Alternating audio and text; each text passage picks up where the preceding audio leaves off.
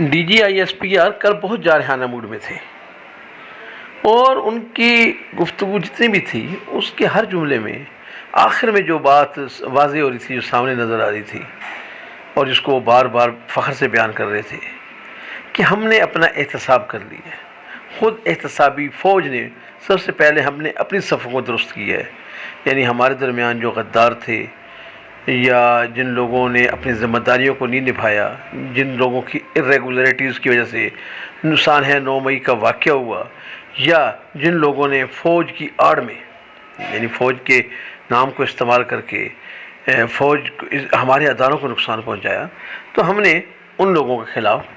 احتساب کیا ہے، ہم نے پہلی گرفت ان پہ کی ہے۔ اور اس میں مثال کے طور پہ وہ بتا رہے تھے کہ ہم نے 3 اپنے لیفٹیننٹ جنرل تھے، ہمارے 13 کے قریب کو بریگیڈیئرز ہیں، ہم نے ان کو سزائیں دے دی ہیں، اور پھر اس طرح اور ایک لمبی لسٹ ہے جن کے خلاف ہم نے کارروائیاں کی ہیں، حتیٰ کہ جو فوج کے ریٹائرڈ لوگ تھے اور ان کے جو رشتہ دار تھے، اور پھر انہوں نے مثال میں جو ہے وہ ایک چیف آف آرمی اسٹاف کی، سابق چیف آف آرمی اسٹاف کی نواسی کا ذکر کیا، جو خدیجہ شاہ جو معروف فیشن ڈیزائنر، کہ ہم نے اس کو بھی جو ہے نہیں بخشا، اور اس کے خلاف جو قانون کی مطابق کارروائی ہو رہی ہے، اسی طرح ایک جنرل صاحب کے کوئی داماد ہیں ان کے خلاف بھی کارروائی ہو رہی ہے، اسی طرح اور کچھ ہیں جس کی بیوی کے خلاف ہو رہی ہے، ایک اور ہے اس کی بھی بیوی کے خلاف ہو رہی ہے، یہ سب ہائی رینکس آفیسرز ہیں، 4 اسٹار اور 3 اسٹار جرنیل ہیں ان کے متعلق، تو انہوں نے بتایا کہ ہم نے یہ کیا ہے۔ اور پھر ساتھ ہی ان کا یہ بھی مطالبہ تھا کہ جب ان کے خلاف کارروائی ہو سکتی ہے، جب ہم نے اتنے بڑے بڑے عہدیداروں کو، جہاں پہ ہمارا اتنا بڑا ایک آرمی کے جن لوگوں نے آرمی کی خدمت کی ہے اور اتنے بڑے بڑے عہدوں پر تھے، جب ان کے خلاف کارروائی ہوئی ہے، تو پھر یہ جو عام سویلینز ہیں جنہوں نے اسپیشل پلان بنا کے، اور یہ پلاننگ آج سے نہیں ہو رہی تھی، بڑے بڑے عرصے سے ہو رہی تھی، انہوں نے وہ سارے شواہد پیش کیے، بہت سی باتیں کی کہ اس کے 6 مہینے سے پلاننگ ہو رہی تھی، 1 سال سے پلاننگ ہو رہی تھی، اور وہ اس کو یہ ٹارگٹس جو ہے وہ سیٹ کیے جا رہے تھے کہ اگر گرفتاری ہو گئی یا کوئی اور معاملہ بن گیا چیئرمین کے ساتھ، تو آپ نے کہاں کہاں ان کے اہداف ہوں گے، یہ مطلب ہے کہ 1 سال سے اس کی تیاری ہو رہی تھی اور ان کی تربیت دی جا رہی تھی۔ تو اس وجہ سے یہ جو ہے ان لوگوں کا فوجی ٹرائل ہوگا۔ تو میں سمجھتا ہوں کہ آئی ایس پی آر کے ڈائریکٹر جنرل نے جو باتیں کی ہیں بہت درست ہیں، بہت ٹھیک باتیں ہیں، لیکن یہ انصاف کے قریب نہیں ہے، یہ انصاف والی بات نہیں ہے۔ اگر فوج نے اپنا احتساب کرنا ہے، اگر ہماری اداروں نے اپنا احتساب کرنا ہے، اور خود احتسابی کا اگر ان کے اندر ایک کیڑا جو ہے وہ ایکٹیو ہو گیا ہے، اگر ان کے اندر یہ چیز جاگ گئی ہے کہ ہم نے اپنا احتساب کرنا ہے، تو پھر انہیں وہاں سے کم از کم شروع کرنا ہوگا جہاں سے ان خرابیوں کا آغاز ہوا، تو موجودہ دور کی خرابی ہے۔ چلو ماضی میں جانے کی ضرورت نہیں ہے، اور اگر ماضی میں جائیں تو یہ سب سے اچھی بات ہے کہ اگر آپ ماضی میں جانا چاہیں، اگر بطور ادارہ وہ محسوس کرے کہ ہم نے بطور ادارہ جو ہم سے غلطیاں ہوئیں اس پر ہم قوم سے معافی مانگ لیں، اور ہم اپنی غلطیوں کو ٹھیک کریں، اور جس نے غلطی کی، فوج کے کسی جرنیل نے کی، کسی کرنیل نے کی، کسی اعلیٰ افسر نے کی، کسی بڑے عہدیدار نے کی، تو اس کی باقاعدہ گوشمالی ہو، چاہے وہ زندہ ہے یا مردہ۔ اگر ایسا کرنا چاہیں تو یہ سب سے اچھی بات ہوگی، اور اگر وہ نہیں کرتے تو کم سے کم اتنا تو ضرور کر لیں کہ اس وقت جو زندہ کردار موجود ہیں، جو لوگ اس کھیل کا حصہ ہیں، ان کے طور سے تو شروع کر لیا جائے۔ تو اگر آپ نے انصاف کی بات کرنی ہے، اگر آپ چاہتے ہیں کہ اس ملک کے اندر واقعی لوگوں کے دل اور دماغ جو ہیں اپنے اداروں سے، جس طرح ہم محبت کی بات کرتے ہیں، اپنے اداروں کے ساتھ اعتماد کی بات کرتے ہیں، اپنے اداروں کے ساتھ جو ہے مل کر چلنے کی بات کرتے ہیں، اگر ہم چاہتے ہیں کہ ایسا ہو، تو اس کے لیے بہت ضروری ہے کہ اپنے اپنے گناہوں کا بوجھ خود اٹھایا جائے۔ اب یہ کیسے ہوگا؟ تو میں سمجھتا ہوں کہ چلو 2010 سے کہ دیکھیں آج جنرل عاصم منیر صاحب ہیں، ان کا ایک ذہن بنا ہے کہ فوج نے جو ہے مداخلت نہیں کرنی، فوج نے بطور ادارہ جو ہے دوسرے اداروں میں، یعنی ہر ادارہ اپنا اپنا کام کرے، آپ کی جو پارلیمنٹ ہے وہ اپنا کام کرے، سیاستدان اپنا کام کرے، فوج اپنا کام کرے، پولیس اپنا کام کرے، ہر ادارہ جو اس کا آئینی کردار ہے وہ کرے۔ بہت اچھا ہونا بھی ایسا چاہیے۔ لیکن اس سے 5 سال پہلے جو ہو رہا تھا، اس سے 10 سال پہلے جو ہو رہا تھا، یعنی آپ دیکھیں کہ ایک بھلی چنگی گورنمنٹ، یعنی 2010 میں پروجیکٹ عمران خان شروع ہوا۔ اب یہ کس کی ضرورت تھی؟ فوج کی ضرورت تھی، کیوں تھی؟ اس بحث میں نہیں ہم جائیں گے، بات بہت لمبی ہو جائے گی۔ 2010 میں یہ پروجیکٹ آپ شروع کر رہے ہیں اور اپنے کندھوں پہ بٹھا کے ایک ایسی پارٹی کو جس کا کوئی وجود نہیں تھا، جس کی پارلیمنٹ میں نمائندگی جو ہے وہ 1% بھی نہیں تھی، 1 آدھ سیٹ کی والی جماعت کو آپ اپنے کندھوں پہ بٹھا کر لا رہے ہیں۔ اور اس کو لانے کے لیے یعنی آپ نے جو فاؤل کیے ہیں، آپ نے جو آپ لوگوں نے اس ملک میں کھلواڑ کیا ہے کہ جو جماعتیں مقبول جماعتیں تھیں، جن کو عوامی تائید حاصل تھی، ان کو جو ہے جس طریقے سے کارنر کیا گیا، چور کے نعرے لگائے گئے، انہیں جو ہے غدار کہا گیا، چور کہا گیا، ان کو جو ہے سر عام رسوا کیا گیا، اور طاقت کا محور اور مرکز جو ہے وہ ایک ہاتھ میں، یعنی اس وقت عمران خان جو تھا اپوزیشن میں ہو کے بھی وہ سب سے طاقتور تھا، اور وہ جو چاہتا تھا وہ کر رہا تھا۔ اور اس نے اپنے دور میں کیا کچھ نہیں کیا، اس اپوزیشن کے دور میں، حکومت کو چھوڑ دے، اس نے اس اپوزیشن کے دور میں اچھی خاصی چلتی حکومتوں کو ایک دن نہیں چلنے دیا۔ اس سے ہوا کیا کہ پاکستان کی معیشت کا پہیہ جو ہے وہ چلتا پہیہ جو ہے رکا، یعنی جو دنیا کی بڑی 42ویں معیشت تصور کی جا رہی تھی، جسے کہا جا رہا تھا کہ یہ 42ویں 42ویں ہمارا نمبر تھا 42،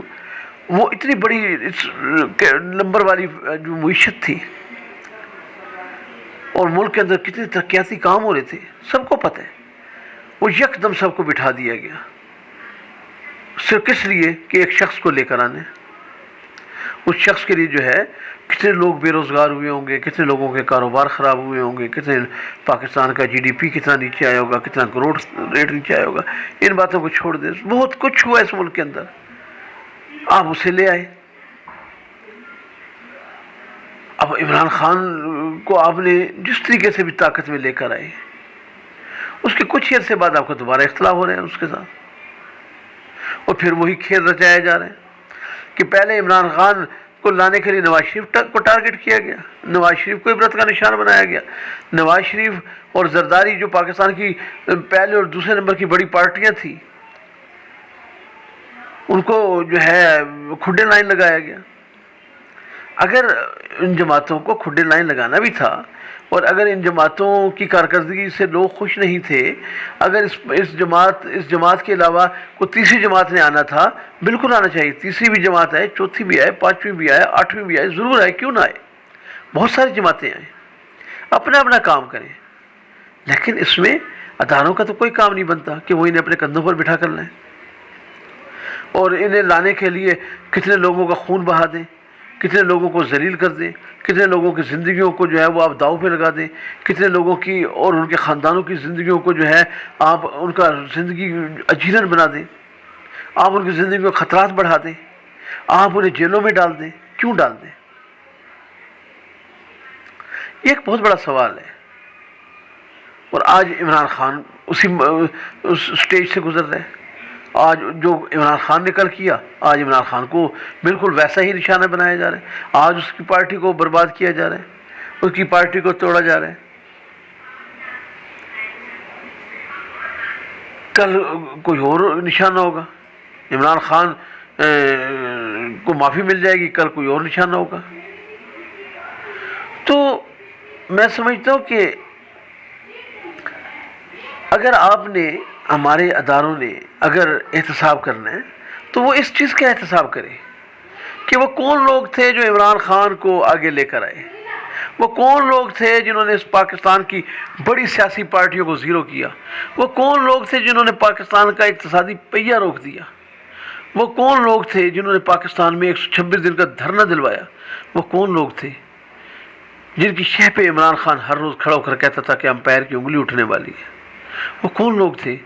جن کی شہ پر جو ہے، جن کی طاقت پر، جن کے بلبوتے پر عمران خان آئی جی اسلام آباد کو للکار کر کہتا تھا کہ میں تمہیں آ کر پھانسی لگا دوں گا؟ وہ طاقت کون دے رہا تھا؟ وہ کون تھے؟ سامنے آنا چاہیے کہ وہ لوگ کون تھے کہ چائنا کا پریزیڈنٹ کا دورہ ہو رہا ہے اور جناب یہاں پر جو ہے یہ دھرنے کا تماشا لگا ہوا ہے، اور وہ پاکستان کی جو اقتصادی ایک ترقی تھی اس کو روکا جا رہا ہے۔ تو ان چیزوں کا تعین ہونا چاہیے۔ خالی جو ہے صرف یہ بات کافی نہیں ہے کہ آپ نے اپنے 23 افسروں کو یا 27 افسروں کو یا 28 افسروں کو سزا دے دی ہے۔ اس طرح جو ہے وہ جان نہیں چھوٹنے والی۔ اگر آپ چاہتے ہیں، اگر ہماری مسلح افواج، ہمارے ادارے، پاکستان کی پارلیمنٹ، پاکستان کا جو ہے عام شہری، اگر ہم چاہتے ہیں کہ ہمارا ملک ترقی کرے اور ہم ایک خوددار قوم کی زندگی گزاریں، تو ہمیں اپنا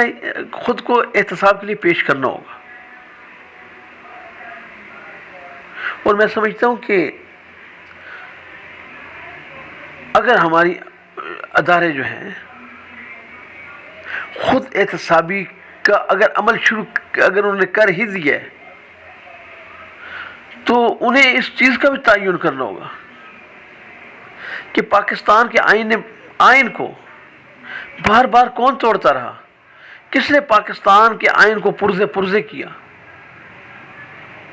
اور اگر جنرل پرویز مشرف کو آئین پاکستان توڑنے کے جرم میں سزائے موت ہوتی ہے، تو سزائے موت کے اس مجرم کو پاکستان سے باہر نکلنے کا سیف ایگزٹ کس نے دیا؟ کس نے پاکستان کے آئین اور قانون کا اور دستور کا مذاق اڑایا؟ کس نے پاکستان کے آئین کا منہ چڑھایا؟ کون لوگ تھے وہ؟ ان لوگوں کا تعین کرنا بڑا ضروری ہے۔ اور جس نے بھی پاکستان کے ساتھ یہ زیادتی کی، جس نے بھی آئین پاکستان کو سیبوٹاج کیا، ان کی چاہے وہ زندہ ہیں تب انہیں گرفتار کر کے جیلوں میں ڈالا جائے، اور اگر وہ اس دنیا میں نہیں ہے تو انہیں ان کی قبروں سے نکال کے جو ہے عبرت کا نشان بنایا جائے، لٹکایا جائے، ان کی قبروں علامتی طور پر انہیں لٹکایا جائے۔